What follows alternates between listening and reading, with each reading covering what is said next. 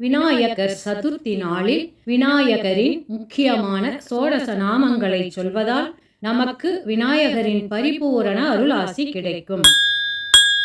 ஓம் ஏகதந்தாய நமஹ, ஓம் சுமுகாய நமஹ, ஓம் கபிலாய நமஹ, ஓம் கஜகர்ணகாய நமஹ, ஓம் லம்போதராய நமஹ, ஓம் விகடாய நமஹ, ஓம் விக்னராஜாய நமஹ, ஓம் கணாதிபாய நமஹ, ஓம் தூம்ரகேதவே நமஹ, ஓம் கணத்யக்ஷாய நமஹ, ஓம் பாலச்சந்திராய நமஹ, ஓம் கஜானனாய நமஹ, ஓம் வக்ரதுண்டாய நமஹ, ஓம் சூர்பகர்ணாய நமஹ, ஓம் ஹேரம்பாய நமஹ, ஓம் ஸ்கந்தபூர்வஜாய நமஹ.